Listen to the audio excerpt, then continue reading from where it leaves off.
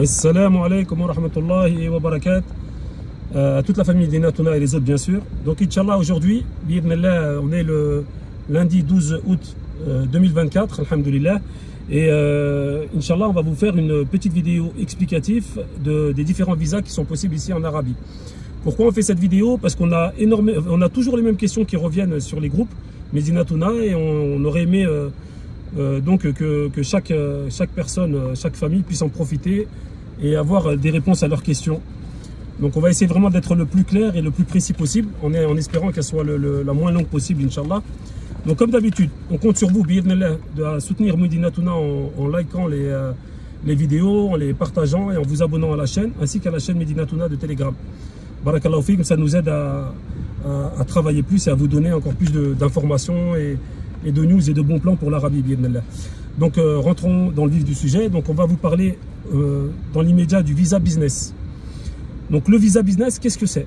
Donc beaucoup de gens ils pensent que le visa business, le fait qu'il y a le mot business, on peut ouvrir un business, ce visa nous permet de travailler.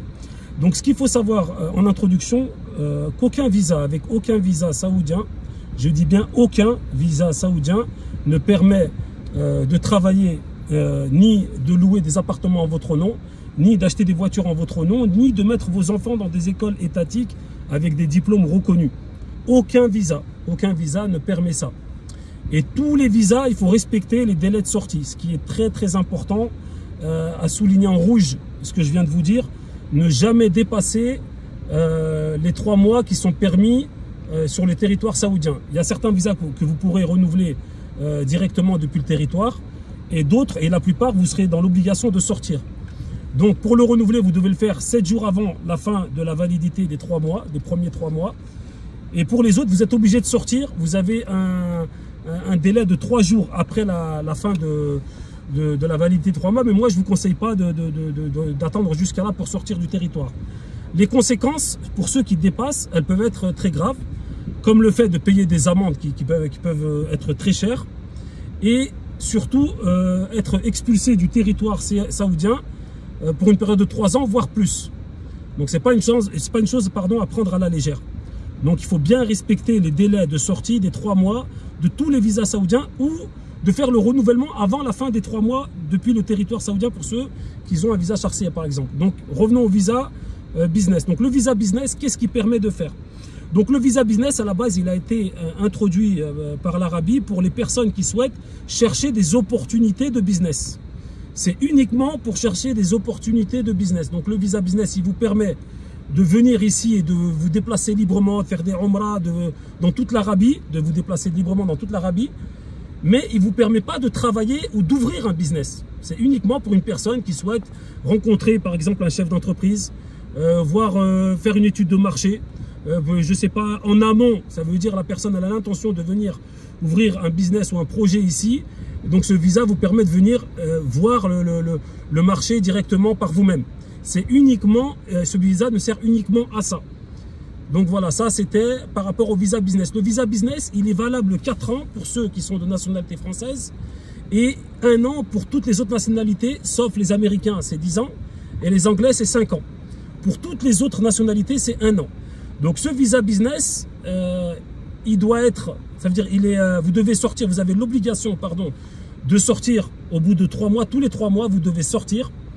Et vous pouvez revenir, ça veut dire que le visa il vous permet juste de faire un aller-retour. Ça veut dire que vous pouvez aller à la frontière jordanienne et revenir pour réactiver vos 3 mois.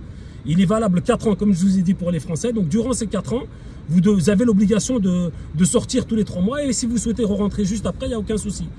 Et ce visa, il est uniquement valable pour les personnes de plus de 18 ans. Ça veut dire que vous ne pouvez pas faire ce visa business à vos enfants. Donc ça, ce que je suis en train de vous dire, c'est les règles qui sont donc disponible au jour où je vous parle aujourd'hui. S'il y a des mises à jour, on vous les mettra au fur et à mesure dans d'autres vidéos. Mais au jour d'aujourd'hui, le visa business ne permet pas de le faire pour les enfants. Donc uniquement pour les personnes de plus de 18 ans. Donc ça, c'était par rapport au visa business. Inch'Allah. Donc si vous avez des questions, n'hésitez pas à les mettre dans les commentaires en dessous. On essaiera d'y répondre, bi'idhnillah. En dessous de la vidéo, Inch'Allah, et on vous mettra un article qui vous expliquera aussi tout ça en dessous de la vidéo de cette vidéo, Inch'Allah. Donc on va parler après, ensuite, donc on va venir maintenant au visa charcia. C'est un visa dont tout le monde parle Et on entend tout et n'importe quoi. Et subhanallah, et parfois il y a des gens, ils confondent visa, iqama, voilà. Donc pour vous parler du visa Sharciya, le visa Sharciya, en fait, c'est un visa qui a été introduit pour les Saoudiens. Ça veut dire qu'aujourd'hui, les Saoudiens, ils peuvent inviter n'importe qui dans le monde, de leurs amis ou de leurs connaissances, ou uniquement une personne pour venir visiter le pays, par exemple. Ils ne sont pas limités en nombre. Ils peuvent venir visiter le pays avec leur invitation. Donc ce visa Sharciya, c'est un visa personnel qui est fait par un Saoudien. Donc ce visa-là, pareil aussi, il est valable 4 ans pour les Français et 1 an pour les autres nationalités. Donc ce visa, ce qui est positif par rapport à ce visa, c'est que vous pouvez le faire pour vos enfants, ainsi qu'à vous-même. Il est un peu plus cher, mais il a des, comment dire, des côtés positifs où vous pouvez le renouveler au bout des 3 mois. Quand vous restez les premiers 3 mois donc en Arabie, vous n'avez pas l'obligation de sortir. Vous pouvez le renouveler directement ici à partir du territoire saoudien qui va vous rajouter encore 3 mois. Donc vous pourrez rester 6 mois sur le territoire saoudien sans avoir l'obligation de sortir. Mais ce n'est pas vous qui devez faire le renouvellement. C'est la personne qui vous a invité ou la personne qui vous a fait le visa.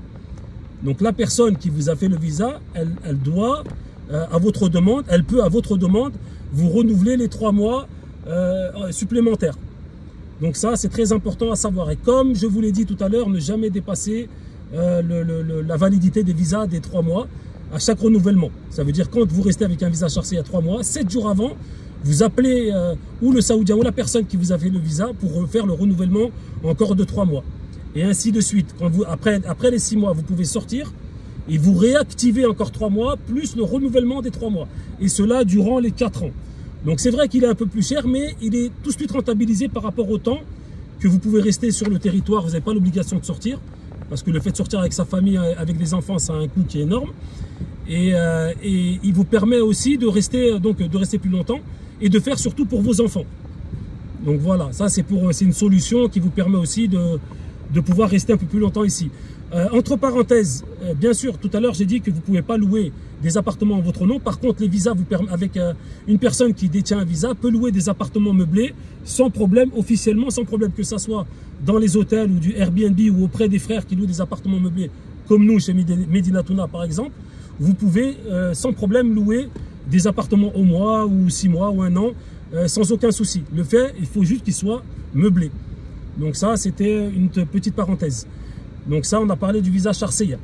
Donc là, Inch'Allah, on va parler du visa touriste qui est connu. Hein. Le visa touristique, il est valable 1 an.